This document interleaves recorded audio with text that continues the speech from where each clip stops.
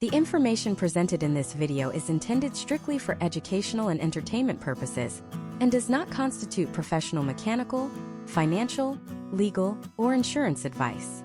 Automotive repair, vehicle financing, and traffic regulations are inherently complex and carry significant risks, both physical and financial. Viewers should not interpret any statements made in this content as actionable directives or foolproof solutions.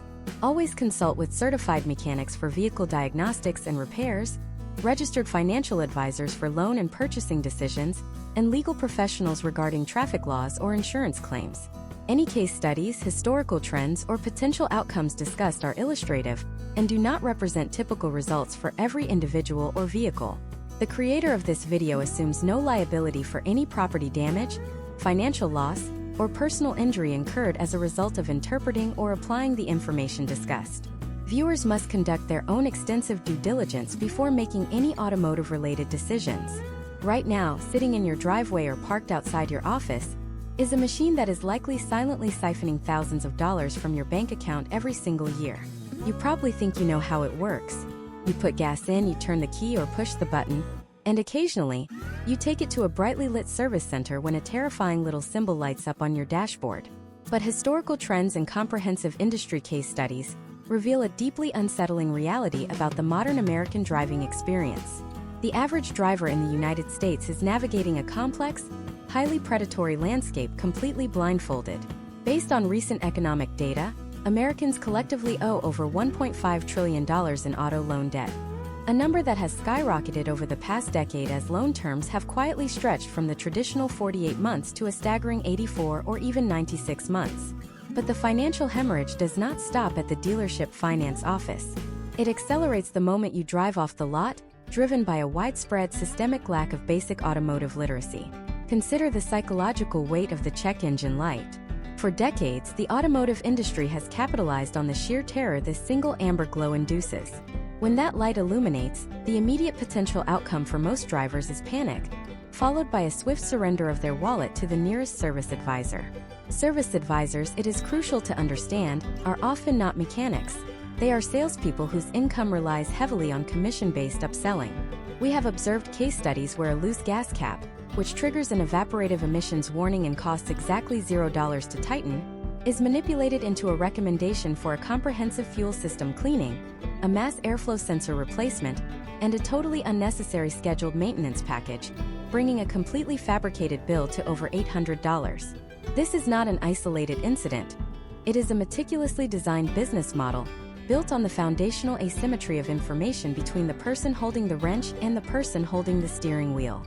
The stakes are incredibly high because vehicles have fundamentally transformed. You are no longer driving a purely mechanical machine. You are hurtling down the highway inside a highly sophisticated, rolling computer network.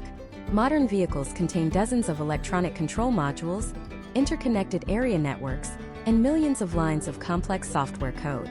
This digital revolution has stripped the average American driver of their ability to easily diagnose problems in their own garage, effectively holding them hostage to proprietary dealership diagnostic tools and astronomical labor rates that frequently exceed $150 an hour. You are constantly being told that you must adhere strictly to outdated maintenance myths, like the infamous 3,000-mile oil change. This is a relic of the 1970s that oil companies and quick lube franchises have desperately kept alive to ensure a steady stream of revenue, despite massive advancements in synthetic oil technology and engine machining that often push safe, manufacturer-recommended intervals to 10,000 miles or more. What if almost everything you have been conditioned to believe about buying, maintaining, and understanding your car is a carefully constructed narrative designed to maximize corporate profits at your direct expense?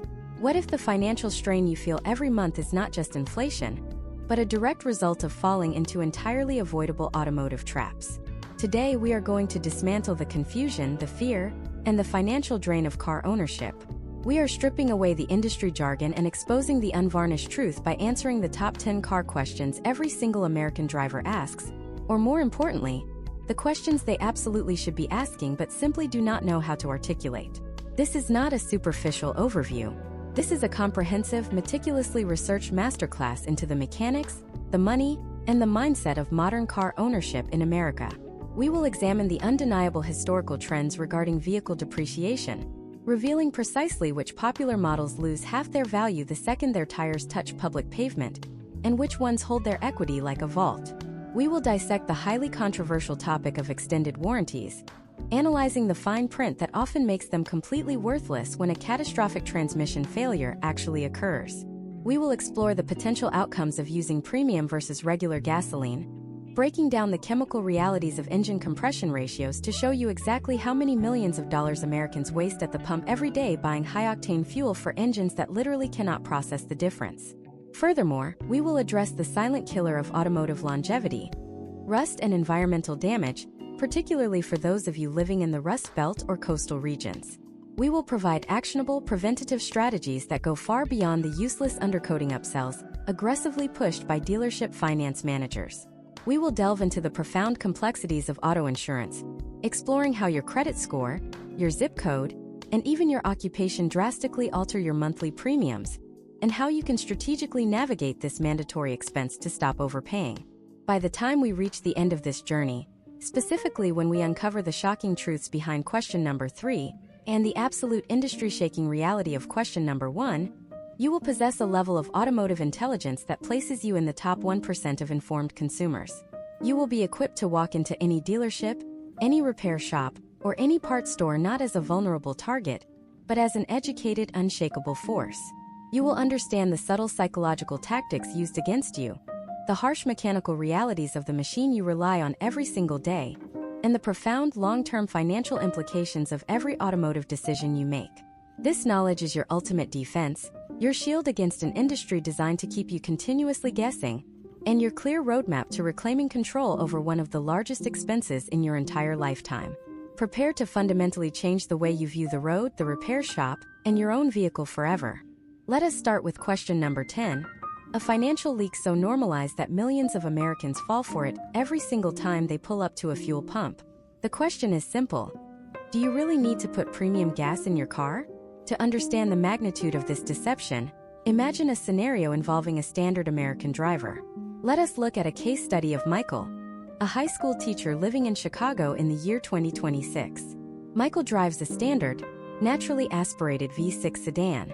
Every week he pulls up to the pump and stares at the 3 buttons: 87, 89, and 93 octane. The 93 octane button is branded with aggressive words like Ultimate, V-Power, or Supreme. The marketing implies that this liquid is somehow purer, that it contains magical cleaning agents, and that it will give Michael better fuel economy and a smoother ride. He presses the 93 button, paying sometimes 80 cents to a full dollar more per gallon. Over the course of a year, Michael is draining hundreds of dollars from his savings, believing he is treating his vehicle well. But if we analyze historical trends and the actual chemistry of internal combustion, we uncover a massive marketing illusion. Octane is not a measurement of fuel purity, power, or quality. It is strictly a measurement of the fuel's resistance to pre-ignition, commonly known as engine knock.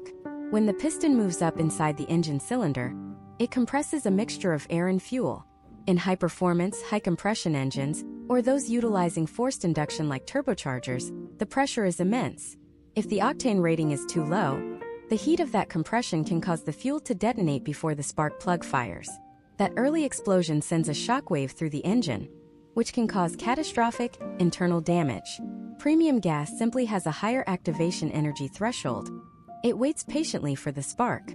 However, the vast majority of vehicles on American roads in 2026 are designed to run perfectly on regular 87 octane. If you put 93 octane in a car designed for 87, the engine does not produce more horsepower, it does not clean your fuel injectors any better than regular gas, and it certainly does not improve your miles per gallon. The extra octane simply goes completely unused. It is the equivalent of buying a heavily reinforced steel vault to protect a single empty shoebox. Furthermore, modern automotive engineering has evolved dramatically. Modern engine control units, or ECUs, process millions of data points per second. Even if you drive a luxury vehicle where premium fuel is merely recommended rather than strictly required, the ECU utilizes highly sensitive knock sensors. The millisecond the sensor detects the onset of pre-ignition from lower octane fuel, it instantaneously retards the engine timing to protect the internal components. You might lose a fraction of a horsepower at the absolute maximum RPM, a difference entirely imperceptible during a daily commute on Interstate 95, but your engine remains perfectly safe. Industry case studies have consistently shown that Americans waste billions of dollars collectively every single year purchasing high-octane fuel for vehicles that derive absolutely zero mechanical benefit from it. Check your owner manual. Unless it explicitly states premium fuel is required, you are funding oil company executive bonuses with every single fill-up. Moving directly into question number 9, we hit the cornerstone of the automotive service industry profit model. When should you actually change your oil? If you ask the brightly lit quick lube shops dotting every suburban intersection in America, the answer is always the same: every 3,000 miles or 3 months, whichever comes first. They even put a highly visible static cling sticker right on your windshield to serve as a constant, anxiety-inducing countdown timer. This 3,000-mile rule is deeply ingrained in the American driving psyche, passed down from grandparents who drove cast-iron V8s in the 1970s. But adhering to this rule in 2026 is an egregious waste of money and natural resources, based entirely on outdated mechanical realities. Let us examine a case study of Sarah, a healthcare worker commuting 40 miles a day in Atlanta. Sarah strictly follows her windshield sticker, bringing her 2024 crossover in for service every 3,000 miles. She is paying roughly $80 to $100 per visit for full synthetic oil. What Sarah does not realize is the profound chemical evolution of motor oil over the last 2 decades. We are no longer relying primarily on conventional oil pumped straight from the ground and minimally refined. Today, the market is dominated by full synthetic oils, which are meticulously engineered in laboratories molecule by molecule. These synthetic lubricants are designed to maintain their viscosity, resist thermal breakdown under extreme temperatures, and hold contaminants in suspension far longer than their conventional ancestors. Simultaneously, the physical manufacturing tolerances of modern internal combustion engines have become incredibly precise. Decades ago, engines ran dirty, fuel mixtures were imprecise, and raw fuel frequently washed past piston rings, diluting the oil and necessitating frequent changes. Today, direct injection systems and advanced metallurgy mean the oil stays incredibly clean for vastly extended periods. Historical trends show that automakers have steadily increased their recommended service intervals. If you look at the maintenance schedule for almost any modern vehicle, the manufacturer recommended interval is rarely 3,000 miles. It is typically 7,500, 10,000, or in some cases, up to 15,000 miles under normal driving conditions.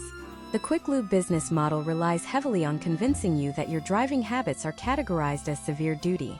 They will tell you that stop-and-go traffic, driving in hot weather, or taking short trips means you must cut the manufacturer interval in half. While extreme towing or constant idling as a taxi does qualify as severe, the typical American commute does not automatically warrant 3,000-mile oil changes. By mindlessly obeying the windshield sticker instead of the engineering specifications detailed in the glove box, millions of American drivers are essentially throwing away perfectly good, highly engineered synthetic fluid, doubling or tripling their annual maintenance costs for absolutely zero potential outcomes of extended engine life. It is a psychological trap, leveraging your fear of engine failure to keep the service bays constantly full. But as deeply entrenched as the oil change myth is, it pales in comparison to the traps waiting for you when the rubber literally meets the road. Because while you might be wasting a few $100s a year on unnecessary fluid changes, there is another consumable item on your vehicle where the misinformation could cost you significantly more, while simultaneously putting your physical safety in genuine jeopardy. You are told to look for a specific coin and measure the tread, but this old trick is blinding you to a structural decay happening from the inside out. What happens when the very foundation of your vehicle's safety system has a silent expiration date that the tire industry desperately hopes you never learn how to decode?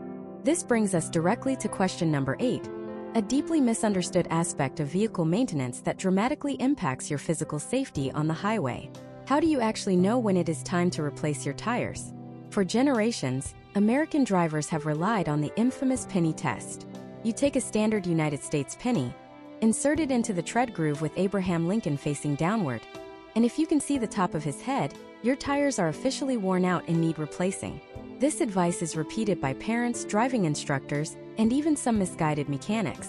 However, relying solely on the penny test in the year 2026 is a massive oversight that completely ignores the complex chemical reality of modern tire manufacturing. Imagine a scenario involving David, a software engineer living in Phoenix, Arizona. David works from home and only drives his high-performance sedan on the weekends to get groceries or visit friends. Because his annual mileage is incredibly low, the tread on his tires still looks remarkably deep. If David performs the penny test, his tires pass with flying colors. The tread blocks are thick, the sipes are visible, and the tire looks perfectly capable of gripping the road. But David bought those tires 7 years ago. What David cannot see is the microscopic degradation happening deep within the molecular structure of the vulcanized rubber. Tires are not just chunks of molded plastic. They are organic compounds mixed with complex synthetic polymers, steel belts, and nylon overlays. Over time, exposure to ultraviolet radiation from the sun, extreme temperature fluctuations, and atmospheric ozone relentlessly attacks the chemical bonds holding these materials together. Tire manufacturers engineer specific chemical compounds called antioxidants into the rubber mixture to fight this degradation. However, these protective chemicals are only pushed to the surface of the tire when the rubber physically flexes and heats up during regular driving. Because David rarely drives his car, those protective chemicals remain dormant deep inside the casing. As a result, the outer layers of the tire begin to dry out, lose their elasticity, and become brittle. This process is commonly known as dry rot. You might notice microscopic cracks appearing on the sidewall or deep within the tread grooves. Even if a tire has 10,000 miles on it and the tread looks brand new, a 7-year-old tire has fundamentally lost its structural integrity. Historical trends in severe crash data reveal that aged tires are highly susceptible to catastrophic tread separation at highway speeds. The hardened rubber can no longer handle the extreme friction and heat generated by driving 70 miles per hour, causing the entire outer tread block to violently rip away from the internal steel belts, instantly destroying the vehicle's handling and frequently leading to severe accidents. You have the power to decode this silent expiration date right now. Every single tire sold in the United States is mandated by the Department of Transportation to have a specific identification number stamped on the lower sidewall. You need to look for the letters DOT and follow that sequence of letters and numbers to the very end, where you will find a distinct 4-digit code enclosed in a small oval. This is your birth certificate for the tire. The first 2 digits represent the exact week of the year the tire was manufactured, and the final 2 digits represent the year. If that 4-digit code reads 3220, that tire was manufactured during the 32nd week of the year 2020. As we navigate through 2026, that tire is now 6 years old. Regardless of how much tread is left, the potential outcomes of driving on rubber that old include severe blowouts and catastrophic loss of vehicle control. The industry standard strongly recommends replacing any tire that is 6 to 10 years old, regardless of mileage. Stop looking at the tread depth and start looking at the birth date. Once you realize your tires need replacing or your vehicle requires routine maintenance, you immediately run into the massive psychological trap of question number 7. Do you actually have to take your car back to the dealership to keep your factory warranty valid? The automotive dealership model is heavily dependent on the service department. The profit margins in the service bays astronomically dwarf the profit margins on the actual sales floor. To keep those bays full, service advisors frequently utilize aggressive language designed to make you believe that your vehicle is a fragile ecosystem that only their allegedly superior, factory-trained technicians can handle. Imagine if Emily, a specialized nurse working in Cleveland, Ohio, just purchased a brand new 2026 crossover SUV. 6 months later, her dashboard displays a notification for her first major scheduled maintenance interval.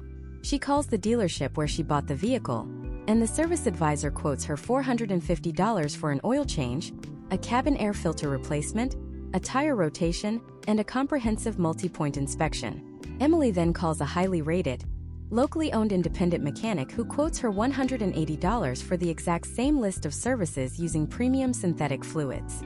When Emily politely declines the dealership appointment, the advisor issues a stern warning, heavily implying that if an unauthorized mechanic touches her new SUV, or if she uses aftermarket oil filters, her comprehensive powertrain warranty will be completely voided. This is one of the most pervasive and financially damaging myths in the American automotive landscape. The reality is protected by a crucial piece of federal legislation known as the Magnuson-Moss Warranty Act, which was enacted by the United States Congress. This powerful federal law strictly prohibits manufacturers from utilizing what are known as tie-in sales provisions.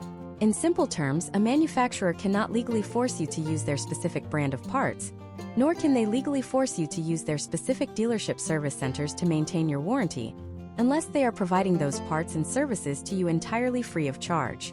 Because the dealership is undeniably charging Emily for that oil filter and that labor, they possess absolutely zero legal authority to dictate where she gets the work done. You have the absolute legal right to take your vehicle to any certified independent mechanic, or even perform the maintenance yourself in your own driveway, without voiding your warranty.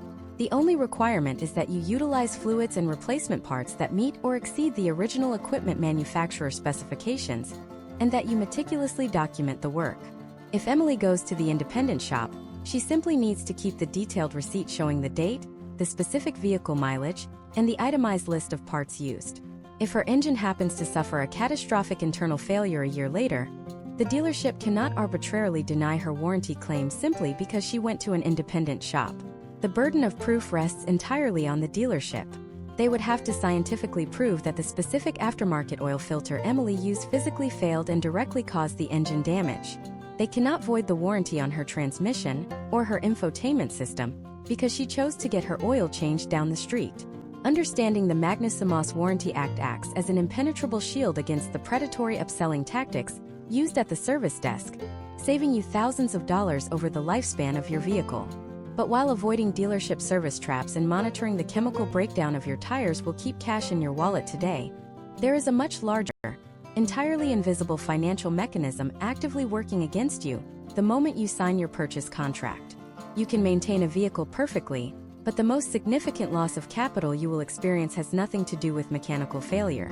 What if the massive depreciation curve that traditionally consumes half the value of a new car within the first 3 years is not a rigid law of physics, but a variable equation that you can mathematically manipulate to your absolute advantage?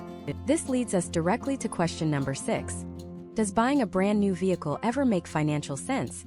And how do you systematically beat the catastrophic financial loss known as vehicle depreciation? For decades, the American dream has included the image of a shiny zero-mileage vehicle sitting in the driveway. Dealerships spend billions of dollars annually to market the emotional high of the new car smell, which is quite literally just the chemical off-gassing of volatile organic compounds from fresh plastics and adhesives. But stripping away the emotional marketing reveals a brutal financial reality. Vehicle depreciation is not a mysterious force of nature. It is a highly predictable mathematical equation that systematically drains the wealth of the middle class. Historical trends demonstrate conclusively that the moment you drive a new vehicle off the dealership lot, its legal classification instantly changes from new to used. That single administrative classification change triggers an immediate, invisible financial penalty of roughly 10 to 15% of the vehicle total purchase price. Let us examine a detailed case study to illustrate the profound magnitude of this wealth evaporation. Imagine if Jessica, a regional sales manager living in Dallas, Texas in the year 2026, decides to reward herself with a brand new, highly optioned luxury European sedan. The sticker price is precisely $60,000. Jessica finances the vehicle and drives it off the lot. By the time she parks in her own garage that very same evening, the fair market value of her sedan has already plummeted to roughly $51,000. Over the next 36 months, the depreciation curve accelerates drastically. Based on decades of historical data, the average new vehicle will lose approximately 50% of its original retail value within the first 3 years of ownership. Therefore, 3 years from now, Jessica will own a vehicle worth roughly $30,000. She has effectively lost $30,000 in equity simply by possessing the vehicle. That equates to an invisible cost of over $800 every single month, entirely separate from her actual loan payment, her auto insurance, her fuel, and her routine maintenance. To understand how to manipulate this equation to your absolute advantage, you must first understand why certain vehicles plummet in value, while others hold their equity like a bank vault. A massive, hidden factor in the depreciation equation is the automotive fleet sales market. Many major automakers routinely overproduce specific sedan and crossover models. To clear their excess inventory, they sell tens of thousands of these identical vehicles at massive wholesale discounts to national rental car agencies. The rental agencies utilize these vehicles for roughly 18 to 24 months, subjecting them to severe wear and tear. Then the rental agencies dump all of these identical vehicles into the wholesale auction market at the exact same time. This sudden massive influx of identical supply completely oversaturates the secondary market, instantly crushing the resale value of that specific model. If you buy one of these high fleet volume models brand new, your personal vehicle equity is being destroyed by corporate inventory dumping that you cannot control. Conversely, there are specific categories of vehicles that boast incredibly strong historical trends of retained value. Body-on-frame pickup trucks and dedicated four-wheel drive off-road utility vehicles consistently defy the standard depreciation curve. The demand for these highly utilitarian vehicles remains constant because they serve fundamental labor and recreational purposes that transcend temporary aesthetic design trends. Furthermore, these specific vehicles are frequently exported to global markets where rugged reliability is paramount, creating a secondary international demand that artificially props up the domestic used market value. By strategically researching a vehicle model ratio of fleet sales to private ownership, you can accurately predict its future depreciation curve before you ever sign the purchase agreement. The ultimate strategy to beat the depreciation curve involves intercepting the vehicle at the precise moment its value stabilizes. This involves capitalizing on the 3-year lease return cycle. Millions of Americans lease new vehicles for exactly 36 months. When they return these vehicles to the dealership, the massive 50% depreciation hit has already been fully absorbed by the original lessee. The dealership then processes these low-mileage vehicles through a rigorous manufacturer-mandated inspection process, typically covering over 160 individual mechanical and cosmetic points. Vehicles that pass this stringent test are granted certified pre-owned status. Purchasing a 3-year-old certified pre-owned vehicle is mathematically one of the most sound automotive decisions an American driver can make in 2026. You are acquiring a vehicle that has already shed the most volatile portion of its depreciation curve, yet it still possesses modern safety technology, an updated infotainment system, and a completely pristine interior. Most importantly, the certified pre-owned designation includes a comprehensive, manufacturer-backed extended warranty that frequently surpasses the duration of the warranty offered on a brand new vehicle. You are effectively shifting the entire financial burden of depreciation onto the previous owner, while securing the mechanical peace of mind of a new car buyer. However, if you choose to ignore the historical trends and purchase a brand new vehicle, you immediately open yourself up to a severe financial vulnerability known as negative equity, commonly referred to as being upside down on your loan. Because the depreciation curve drops significantly faster than your monthly principal payments during the first 3 years, you will inevitably owe the bank thousands of dollars more than the vehicle is actually worth on the open market. If you are involved in a total loss collision or your vehicle is stolen during this critical window, your standard auto insurance policy will only issue a payout for the current, heavily depreciated market value of the car. You are left entirely responsible for paying the massive remaining balance on a loan for a vehicle that no longer exists. This introduces the absolute necessity of gap insurance, a supplementary product designed solely to cover the mathematical difference between the vehicle's rapid depreciation and your slow loan amortization. But whether you strategically select a depreciation-proof certified pre-owned truck, or you accept the massive financial hit of a brand new luxury sedan, your selection of the vehicle is merely the prologue to the real battle.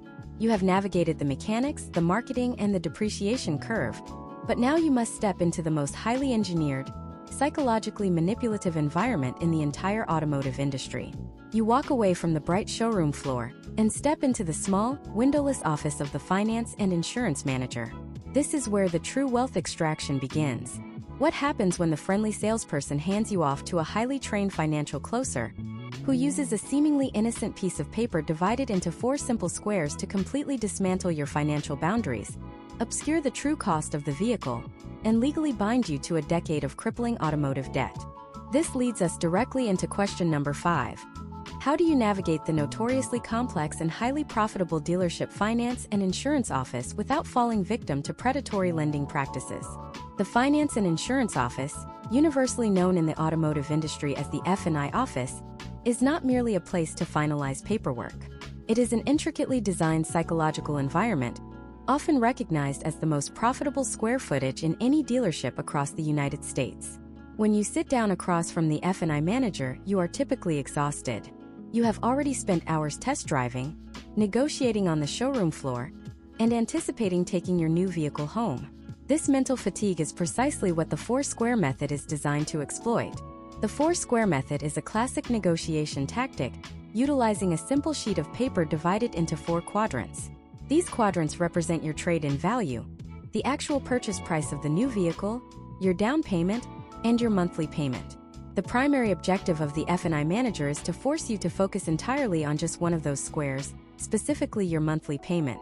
Imagine a case study involving Thomas, a licensed electrician living in Miami, Florida in the year 2026. Thomas has a firm budget and tells the dealership he absolutely cannot exceed a monthly payment of $600. By revealing this number, Thomas has inadvertently handed the dealership the ultimate leverage.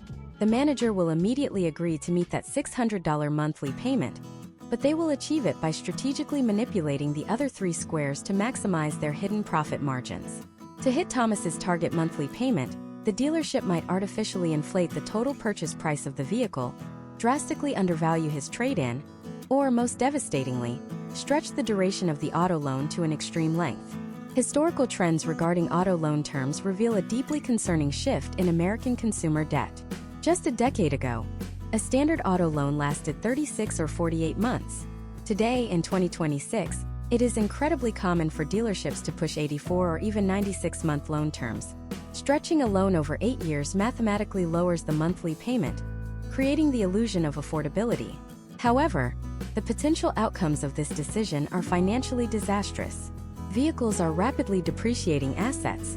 By extending the loan term to 96 months, Thomas is legally binding himself to pay tens of thousands of dollars in compound interest on an asset that is simultaneously plummeting in value. For the vast majority of that 8-year period, Thomas will carry extreme negative equity, meaning he will owe the bank significantly more than the vehicle is worth on the open market. But the manipulation of the loan duration is only the first layer of wealth extraction. The F&I office also functions as a highly lucrative secondary lending institution. When Thomas applies for financing through the dealership, the F&I manager sends his credit profile to multiple banks and financial institutions. Let us say a national bank evaluates Thomas's excellent credit score and approves him for an auto loan with a 5% interest rate. This base rate is known in the industry as the buy rate. However, the dealership is under no legal obligation to offer Thomas that 5% rate. Instead, the manager might present Thomas with a contract showing a 7% interest rate. This inflated rate is known as the sell rate.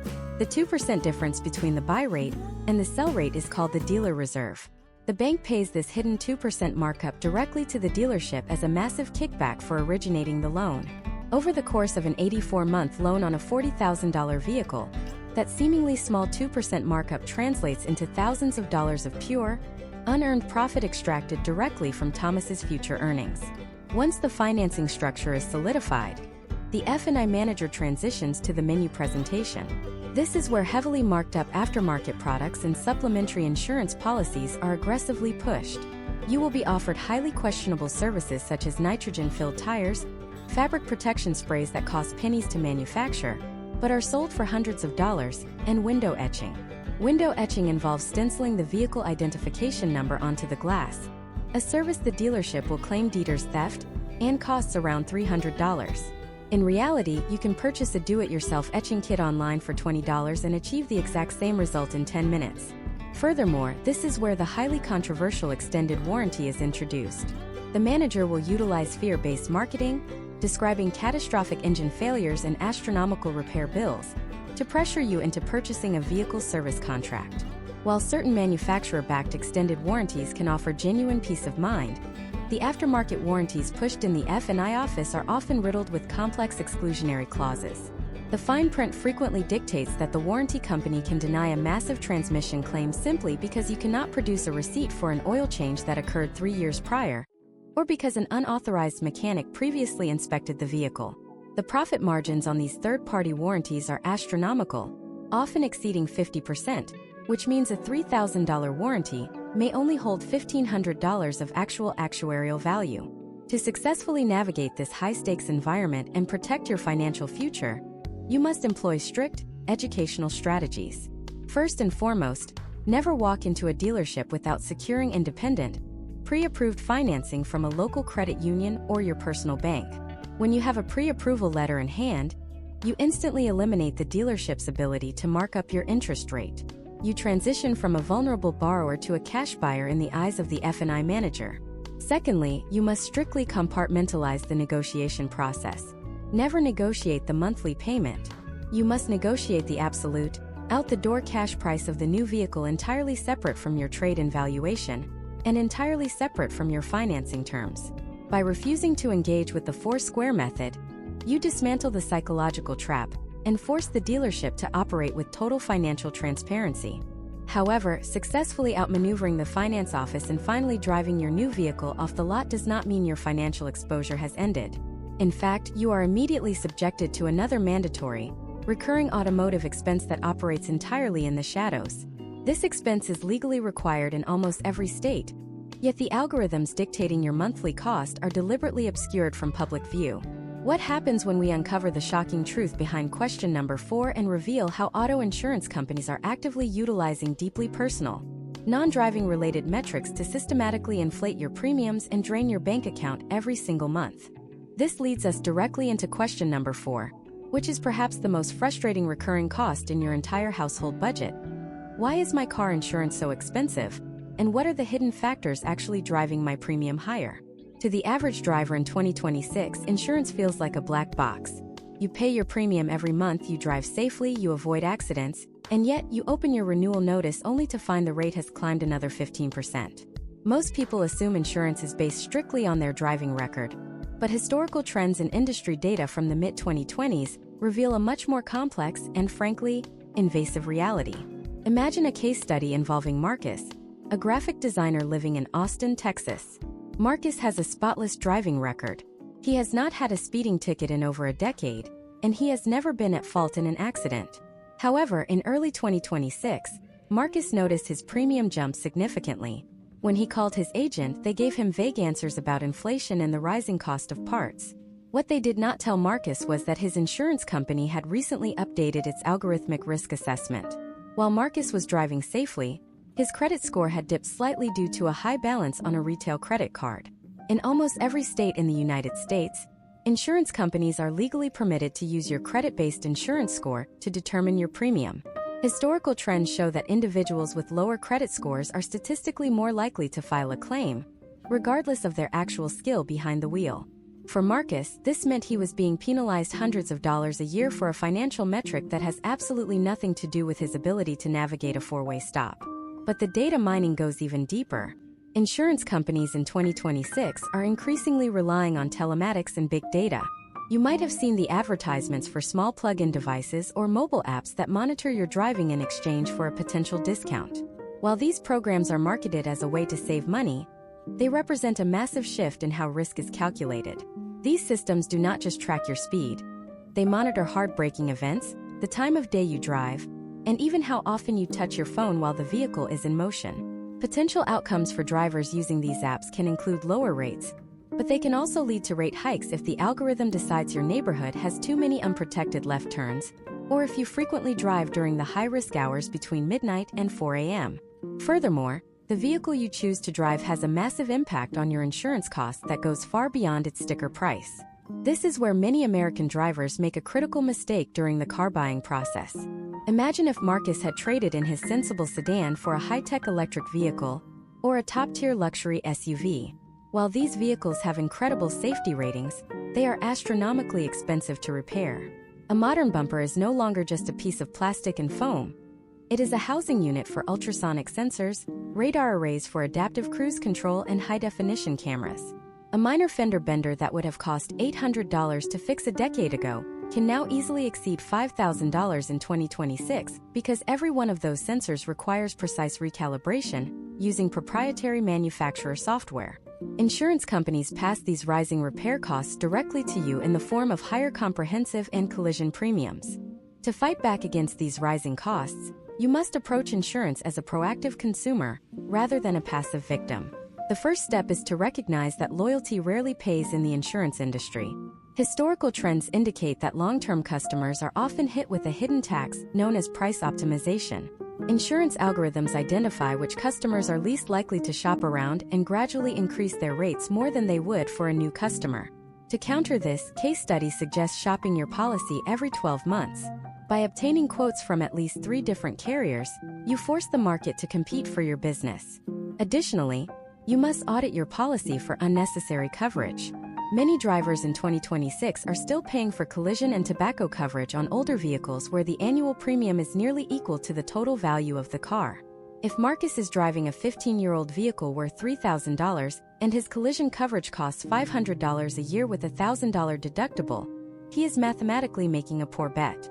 He is paying for a policy that, in the event of a total loss, would only net him $1,500. By strategically increasing your deductible from $500 to $1,000, you can often reduce your premium by 20% or more, provided you have the emergency savings to cover that higher deductible if an accident occurs.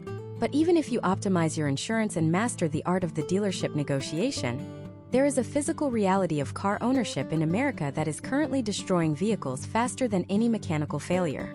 It is a silent chemical war being waged on the undercarriage of your car every single day. And the traditional advice you have been given about how to stop it is not only outdated, it might actually be making the problem worse. This brings us to question number 3, a question that is becoming a crisis for drivers in the Northeast, the Midwest, and even coastal regions. Why is my car rusting so fast? And why are the expensive undercoating packages offered by dealerships actually a death sentence for your vehicle's frame? We are going to expose the shocking reality of modern road salts and the predatory world of rubberized undercoating that traps moisture against your metal until your floorboards literally disappear. What if the very thing you paid $1,000 for to protect your car is actually the primary reason it will end up in a scrapyard before the engine even reaches 100,000 miles? This brings us to question number 3, a question that has become a genuine crisis for millions of drivers across the northern United States, the Midwest, and the eastern seaboard. Why is my car rusting so much faster than my parents' cars did? And why are the expensive undercoating packages pushed by dealerships often the primary reason a vehicle's frame fails prematurely?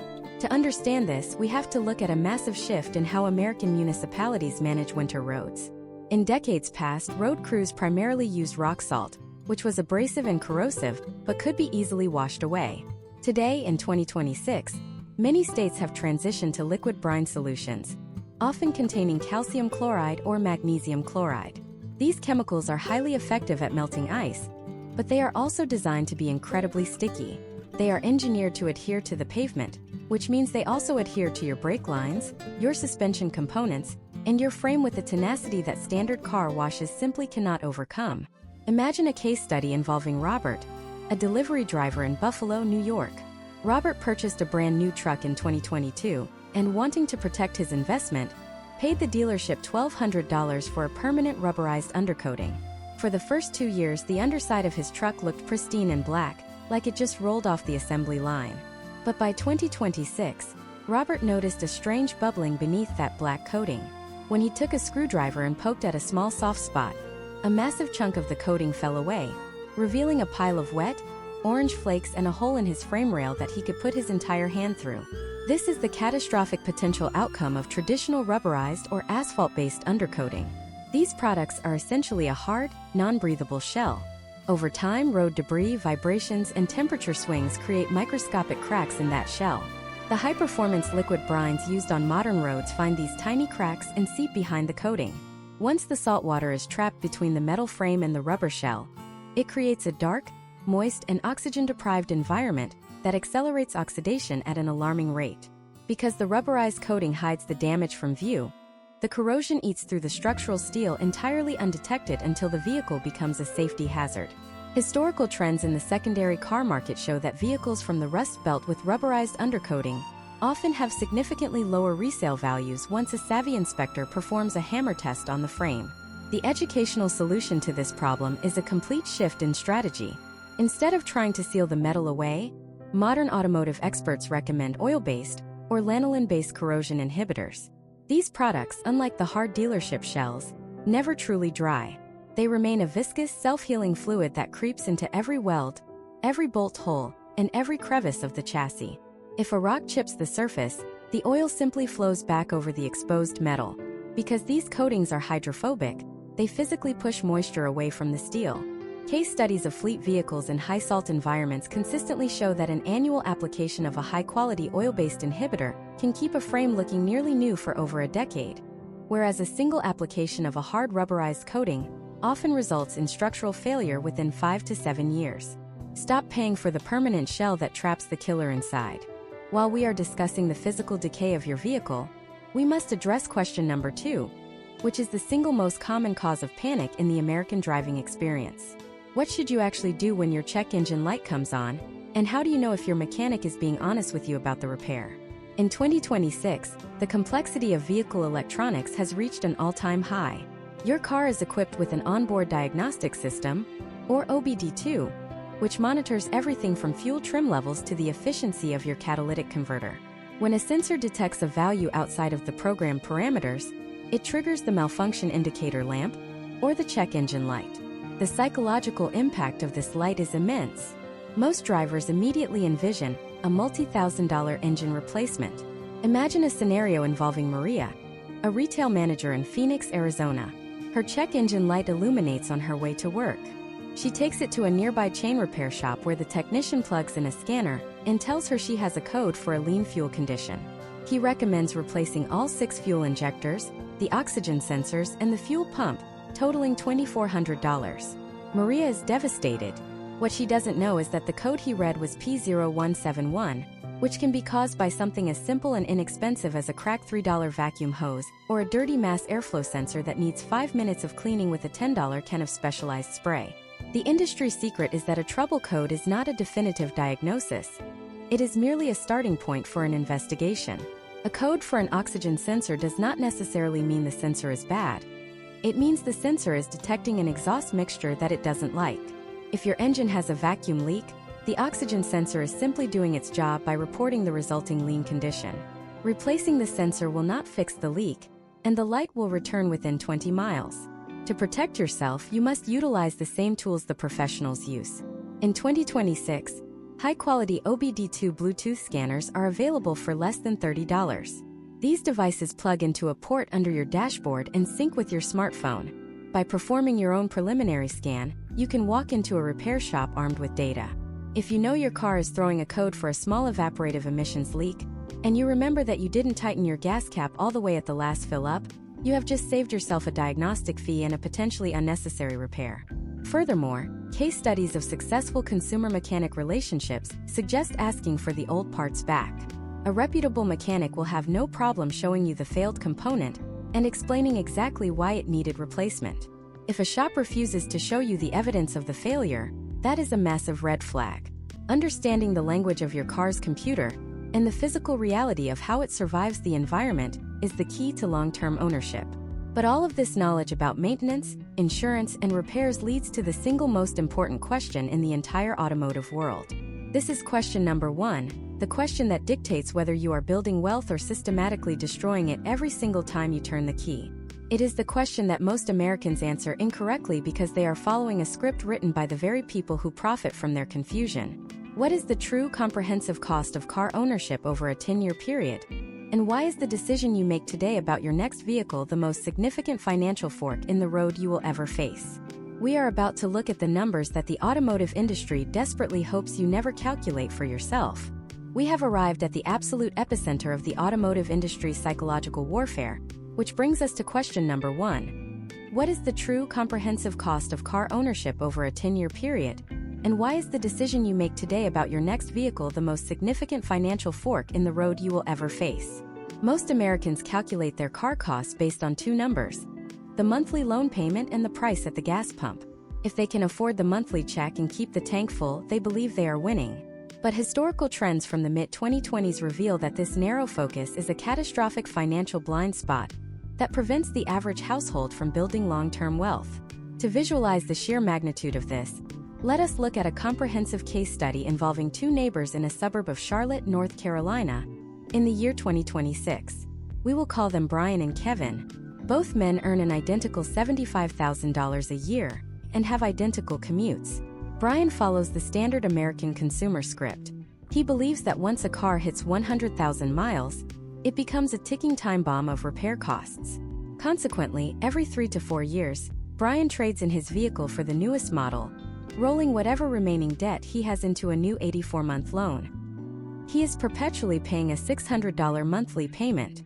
Over a 10-year span, Brian will have spent $72,000 just in principal and interest payments. Because he always drives a new or near-new vehicle, his insurance premiums stay at the highest possible tier, costing him roughly $18,000 over that decade. When you add in the registration fees for new vehicles and the inevitable depreciation he eats every time he trades in, Brian's total cost of mobility over 10 years exceeds $110,000. Now let us look at Kevin. Kevin understands the math of the long game. He buys a 3-year-old high-reliability Japanese SUV for $30,000. He finances it for 48 months, meaning he is debt-free by year 7 of our 10-year window. Kevin ignores the social pressure to upgrade when the new body style is released. He performs meticulous preventative maintenance, spending an average of $1,200 a year on high-quality fluids, tires, and the occasional mechanical wear item like a water pump or alternator. Over 10 years, Kevin's loan payments totaled $34,000 including interest. His maintenance and repairs totaled $12,000. Because his vehicle aged, his insurance premiums dropped significantly over time, totaling only $11,000. Kevin's total cost over 10 years is $57,000. The delta between Brian and Kevin is $53,000. That is not just a number on a page.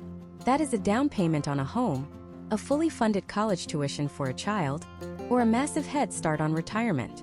Brian paid a $53,000 premium for the temporary psychological satisfaction of a new car smell and the avoidance of a few visits to a mechanic. This is the financial fork in the road. The automotive industry is designed to keep you in Brian's cycle, making you fear the repair shop more than you fear the perpetual loan. Historical trends show that even an expensive $3,000 transmission replacement is mathematically superior to taking on a new $40,000 debt obligation. When you stop viewing your car as a status symbol and start viewing it as a depreciating utility, you reclaim a massive portion of your lifetime earnings. But the true cost of ownership in 2026 has a new, complex variable that Brian and Kevin didn't have to consider a decade ago: the rapid transition to electric vehicles and the total restructuring of vehicle longevity. This leads us to a deeper dive into the mechanical heart of the modern car. For over a century, the internal combustion engine was a masterpiece of controlled explosions. It had thousands of moving parts, all requiring precise lubrication and cooling. The potential outcomes of a single failed belt or a clogged radiator were catastrophic. In 2026, however, the shift toward electrification has introduced a machine with significantly fewer moving parts, but a vastly more expensive and mysterious failure point: the battery pack. Imagine if Kevin's high-reliability SUV was an electric model. While he saves thousands of dollars on gasoline and oil changes, he is now navigating a new kind of depreciation. We are seeing case studies where 5-year-old electric vehicles retain significantly less value than their internal combustion counterparts because of consumer anxiety regarding battery health. A replacement battery pack for a long-range EV in 2026 can cost between $12,000 and $20,000. This is the new frontier of automotive questions. Does the lack of oil changes and spark plugs actually offset the looming threat of a battery that loses 10% of its capacity every few years? To answer this, we must look at the data regarding battery degradation cycles. Historical trends indicate that modern lithium-ion and the emerging solid-state batteries are far more resilient than early critics predicted. Most EV batteries are engineered to last between 300,000 and 500,000 miles before dropping below 80% capacity. However, the American consumer's perception of value is often driven by fear rather than data. This creates a massive opportunity in the used market. Just as we discussed with the certified pre-owned strategy, the 2026 market is seeing a surge in high-value used electric vehicles that have been unfairly penalized by battery anxiety. If you understand how to use a basic diagnostic tool to check the state of health or SOH of a used EV battery, you can often acquire a vehicle with 95% of its life remaining for 40% of its original cost. Whether you choose a classic internal combustion engine, a hybrid, or a full electric vehicle, the fundamental rule of the 10-year cost of ownership remains unchanged. The cheapest car you will ever own is usually the one currently sitting in your driveway, provided you have the knowledge to maintain it. The industry wants you to believe that cars are disposable like smartphones, but the physics of a well-maintained chassis suggests otherwise. A modern vehicle frame and interior are easily capable of lasting 25 years or 300,000 miles. The engine and transmission are merely modular components that can be repaired or replaced. But as we master the financial math of the 10-year cycle and the technical realities of batteries versus pistons, we are forced to confront a growing shadow over the entire American driving experience. We have covered the money, the mechanics, and the maintenance. But there is a factor that can render all of your careful planning and maintenance entirely moot in a single second. It is the one variable you cannot control with a wrench or a spreadsheet. What happens when the very technology designed to keep you safe becomes the primary vector for a new kind of automotive vulnerability? We are moving into the most controversial territory of all. What if the most dangerous part of your car in 2026 is not a mechanical failure, but a digital one? What if the privacy you think you have inside your cabin is actually the most valuable product your car manufacturer is selling? We are about to pull back the curtain on the silent data harvesting happening every time you shift into drive. This brings us to what many experts now call question number 0, a reality so pervasive and invasive that it transcends the simple mechanical and financial questions we have already answered. In the year 2026, the question you should be asking every time you sit in your driver's seat is, who actually owns the data my car is generating right now, and how is it being used against me? While you have been focused on your interest rates and oil change intervals, your vehicle has quietly transformed into a high-powered surveillance tool. Based on recent 2026 industry data, over 95% of new vehicles sold in the United States are now fully connected, meaning they are constantly transmitting a massive, high-definition stream of your personal information directly to manufacturer servers without you ever having to press a single button. Imagine a case study involving Elena, a freelance journalist living in Seattle. Elena prides herself on being a safe, conscientious driver. She never speeds, she uses her turn signals religiously, and she maintains her car perfectly. However, when Elena applied for a new auto insurance policy in early 2026, she was shocked to receive a quote that was nearly 40% higher than her previous rate. When she finally obtained a copy of her consumer disclosure report from a major data broker, she found a meticulously detailed log of every trip she had taken over the past 2 years. The report did not just show where she went, it flagged every instance of what the algorithm defined as hard braking or rapid acceleration. What the algorithm failed to account for was that Elena lives in a city with heavy pedestrian traffic and frequent rain. Her hard braking events were actually successful safety maneuvers to avoid collisions. But to the insurance company's automated risk scoring system, Elena was a high-risk liability. This is the hidden reality of the modern automotive ecosystem. Your car is no longer just a mode of transportation. It is a data harvesting engine. Historical trends show that automakers have pivoted their business models to treat driver data as a primary revenue stream. They are collecting an astonishing array of sensitive information, including your precise GPS trajectories, your facial recognition biometrics used for driver monitoring systems, your voice recordings from in-car assistants, and even your music listening patterns. In some extreme case studies, manufacturers have even been observed inferring deeply personal health data. By analyzing how often a vehicle visits a specific medical clinic or a pharmacy, data brokers can build a medical profile of the driver, potentially identifying chronic illnesses or pregnancies long before the individual has shared that information with anyone else. The scale of this operation is breathtaking. Major data brokers like LexisNexis and Verisk have historically acted as the middlemen, purchasing this raw telemetry data from automakers and selling it to insurance companies to refine their risk models. However, this practice has finally reached a massive legal inflection point. In January 2026, the Federal Trade Commission finalized a landmark settlement with General Motors and OnStar. This order followed revelations that the companies had been surreptitiously collecting and selling the driving behavior of millions of Americans through seemingly innocuous safe driving gamification apps. The FTC's 2026 ruling imposed a 5-year ban on these companies disclosing sensitive geolocation and driving data to consumer reporting agencies without explicit, informed consent. This case study serves as a warning to every driver. If an app or a dashboard feature is offered for free to help you drive better, you are almost certainly the product being sold. Furthermore, the integration of artificial intelligence into the 2026 vehicle lineup has only accelerated this trend. New AI-powered cabin cameras, designed to detect driver fatigue, are technically capable of monitoring your emotional state and even your heart rate through microscopic changes in skin color. While the marketing materials claim these features are strictly for safety, the fine print in the terms of service often allows for this data to be shared with marketing and promotional partners. Imagine the potential outcomes when an advertiser knows exactly when you are feeling stressed or hungry, based on your driving style and cabin biometrics, and then serves a targeted audio ad through your infotainment system for a fast food chain at the very next exit. The danger extends beyond just your privacy. It impacts your property rights. For years, automakers have utilized their control over vehicle data to fight against right-to-repair laws. By claiming that vehicle data is proprietary and sensitive, they have historically attempted to lock independent mechanics out of the diagnostic process. This creates a monopoly on repairs, forcing you back into the high-priced dealership service bays we discussed earlier.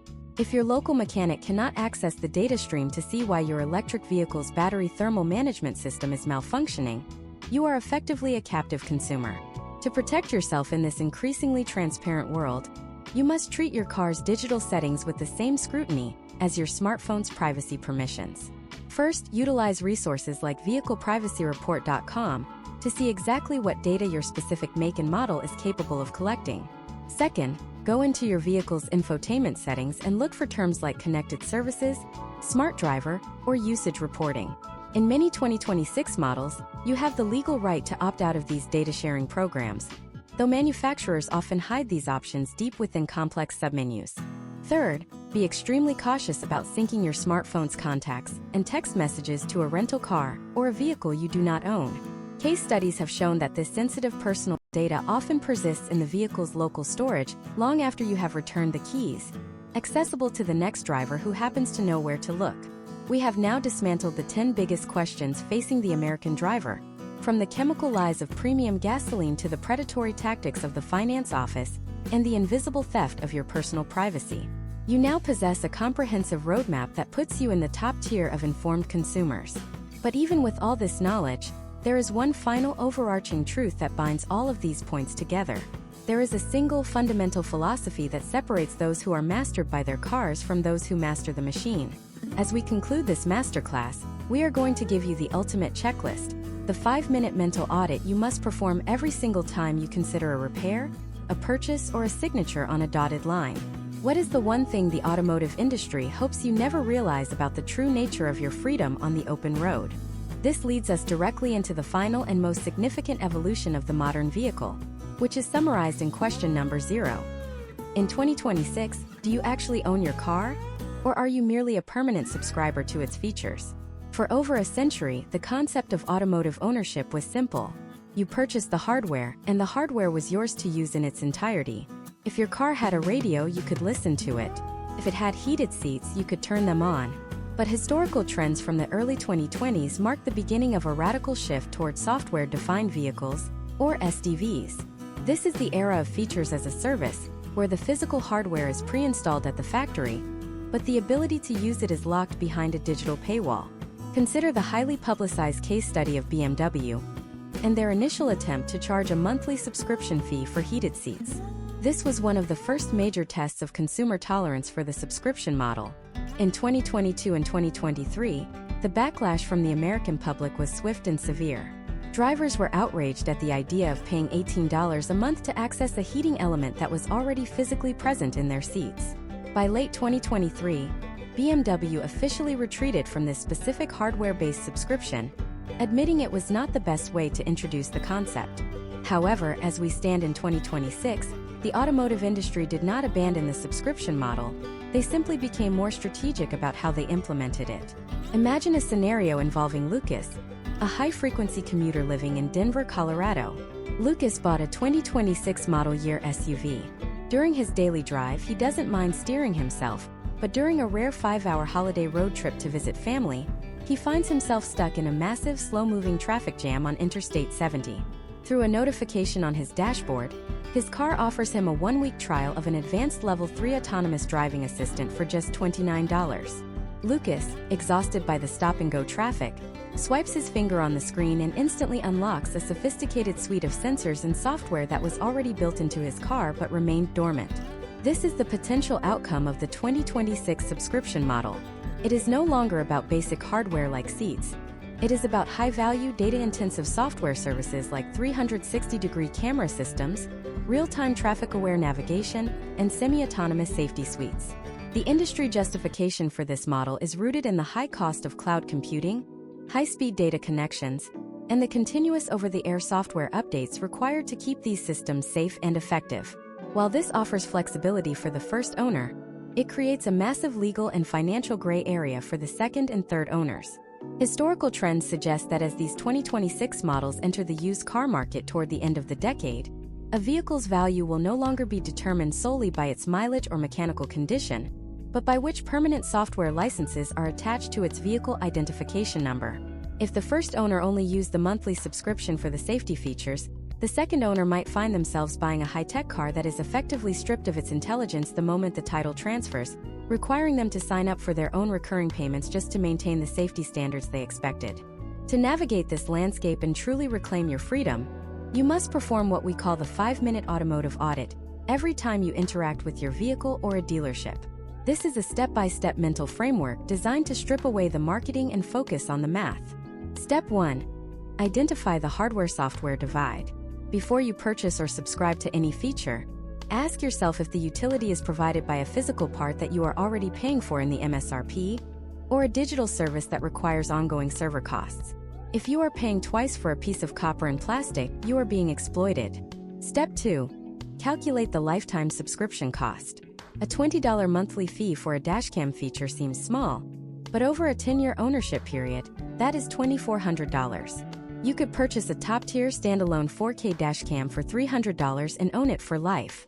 Step 3. Verify the data permissions. Review your privacy settings to see if your car is selling your driving behavior to offset the cost of the very features they are charging you to use. Step 4. Test the analog fallback. Does the vehicle remain safe and functional if the manufacturer's servers go offline, or if the company decides to stop supporting your specific model year? Step 5. Assess the resale rights. Can you legally transfer your paid software upgrades to a future buyer? Or does the manufacturer reclaim that equity upon sale? When you master these audits, you begin to see that the automotive industry is no longer in the business of selling cars. They are in the business of selling debt, data, and recurring access. They hope you never realize that the most powerful thing you can do is refuse the script they have written for you. True freedom on the road in 2026 isn't found in a vehicle with a higher autonomous driving level or a more immersive infotainment system. It is found in a vehicle that is paid for, maintained by a mechanic you trust, and governed by your own privacy choices rather than a corporate algorithm.